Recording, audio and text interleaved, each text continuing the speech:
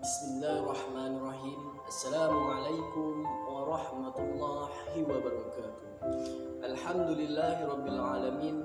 Wassalatu wassalamu ala asrafil anbiya'i wal mursalin wa ala alihi wa sahbihi rasulillahi ajma'in. Allahumma shalli ala sayyidina Muhammad wa ala alihi sayyidina Muhammad. Baik, sebelumnya perkenalkan, nama saya M. Kurniawan. Saya mahasiswa STAIN Bekalis, jurusan Tarbiyah dan Keguruan, program studi pendidikan agama Islam. Insyaallah pada kesempatan hari ini saya akan sedikit memberikan materi kepada kawan-kawan sekalian mengenai hukum-hukum Islam. Seperti yang telah kita ketahui bahwa hukum Islam terbagi menjadi 5 bagian. Yang pertama, kita sebut hukum Islam ialah wajib. Yang kedua, hukum Islamnya ialah sunnah. Yang ketiga, hukum Islamnya ialah makruh. Yang keempat, hukum Islamnya ialah mubah. Dan yang kelima, hukum Islamnya ialah haram. Mari kita bahas satu persatu mengenai hukum-hukum Islam tersebut. Langsung saja, yang pertama kita akan membahas mengenai hukum Islam wajib.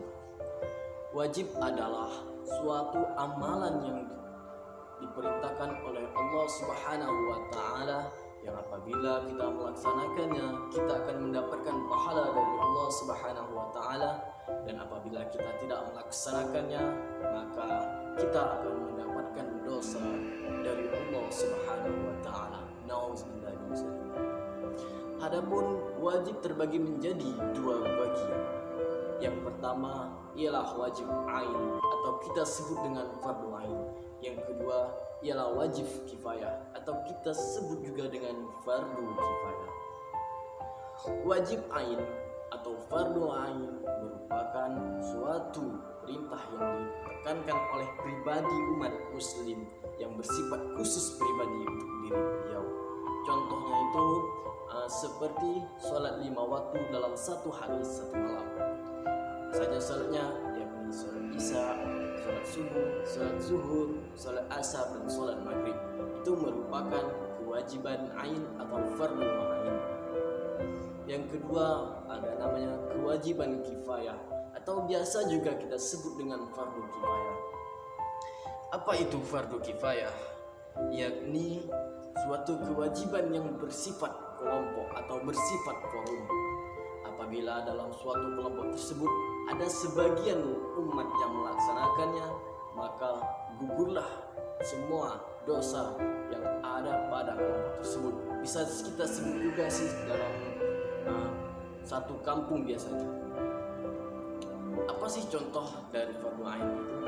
Yakni adalah mengurus jenazah, baik dari menyolatkan, menguburkan, memandikan, mengkafani, bahkan sampai menguburinya.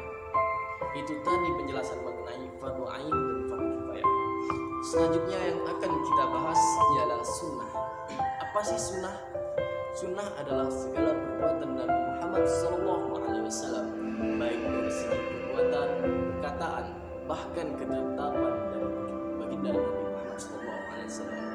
Sunnah ialah suatu perintah yang apabila kita laksanakan maka kita akan mendapatkan pahala dari Allah Subhanahu wa taala dan dari baginda Nabi Muhammad SAW. Dan apabila kita tidak melaksanakannya maka kita tidak dibebani dosa dari Allah Subhanahu wa taala dan baginda Nabi Muhammad SAW. Adapun sunnah ini terbagi menjadi 2 bagian. Yang pertama itu ada namanya sunnah muakkad. Yang kedua itu ada namanya sunnah wain. Apa sih sunnah muakkad? Sunnah muakkad adalah suatu perbuatan yang sangat ditekankan oleh baginda Nabi Muhammad SAW untuk umatnya agar melaksanakan perbuatan tersebut. Contohnya itu seperti sholat tarawih yang ada hanya khusus pada bulan suci Ramadan.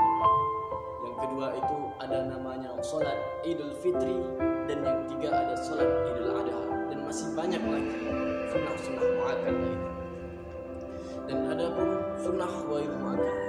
Sunnah ghairu muakkad adalah perbuatan Nabi Muhammad SAW, tetapi tidak ditekankan oleh umatnya untuk melaksanakan perbuatan tersebut. Contohnya yaitu seperti salat 4 rakaat sebelum zuhur dan sebelum asar. Itu merupakan sunnah ghairu muakkad, sunnah yang dilakukan oleh baginda Nabi Muhammad SAW, akan tetapi tidak terlalu ditekankan oleh umatnya.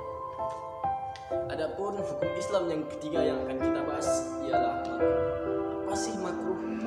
Makruh adalah suatu perintah atau larangan yang bersifat tidak pasti. Maksudnya apabila perbuatan tersebut kita tinggalkan, maka kita akan mendapatkan pahala dari Allah Subhanahu wa taala. Akan tetapi jika kita melaksanakannya, kita tidak dibebani dosa dari Allah Subhanahu wa taala. Contohnya itu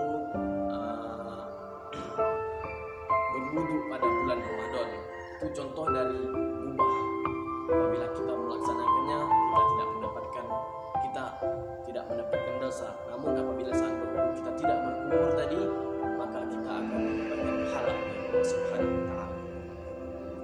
Adapun hukum Islam yang keempat yang akan kita bahas ialah mubah. Apa sih mubah? Mubah adalah suatu perbuatan yang dilakukan oleh makhluk hidup atau manusia. Apabila perbuatan tersebut kita laksanakan, kita tidak akan mendapatkan ganjaran pahala dari Allah Subhanahu wa taala. Dan apabila perbuatan tersebut kita tinggalkan, kita juga tidak mendapatkan dosa dari Allah Subhanahu wa taala. Selanjutnya hukum Islam yang kelima yang akan kita bahas yakni adalah haram. Apa sih haram? Haram adalah suatu larangan yang dilarang oleh Allah Subhanahu wa taala dan baginda Nabi Muhammad SAW kepada umat muslim atau umat manusia. Apa sih pengertian dari haram? Haram adalah suatu perbuatan yang apabila kita tinggalkan daripadanya, maka kita akan mendapatkan pahala dari Allah Subhanahu wa taala. Dan apabila kita melaksanakannya, kita akan mendapatkan dosa dari Allah Subhanahu wa taala. Adapun haram ini terbagi menjadi dua kelompok atau dua bagian. Yang pertama itu kita sebut haram lizatihi, yaitu sebuah larangan yang dilarang oleh Allah Subhanahu wa taala karena kemudaratannya atau manfaatnya bagi umat Islam atau bagi manusia yang tidak baik manfaatnya. Contohnya itu seperti minum khamar, itu merupakan haram lizatihi. Berjudi, bahkan juga berzina, itu merupakan haram lizatihi. Nah, selanjutnya itu haram li khairihi. Haram li khairihi adalah suatu larangan yang tidak bersifat mudaratnya, akan tetapi mengandung kemudaratan bagi faktor lainnya, faktor luar pada diri kita sendiri, yakni adalah perbuatan riba. Riba merupakan haram li khairihi karena dia tidak hanya merusak pada diri kita tetapi juga pada orang lain. Nah, mungkin hanya sekian yang bisa saya sampaikan kepada kawan-kawan sekalian. Semoga materi yang telah saya sampaikan pada hari ini bermanfaat untuk kawan-kawan sekalian, dan saya mengucapkan terima kasih kepada kawan-kawan sekalian. Dan pada kesempatan ini juga saya meminta maaf kepada kawan-kawan sekalian apabila penjelasan saya tadi ada kesalahan dari katanya ataupun dari maknanya, mungkin ada perbedaan pendapat terhadap apa yang telah saya sampaikan. Nah, oleh karena itu pada kesempatan yang berbahagia ini saya meminta maaf yang sebesar-besarnya. Di sini saya sebagai makhluk hidup yang masih terus belajar menuntut ilmu, yang masih terus dalam proses pendidikan. Nah, mungkin cukup sekian materi yang bisa saya sampaikan pada kesempatan yang berbahagia ini. Wallahu a'lam bishawab. Assalamualaikum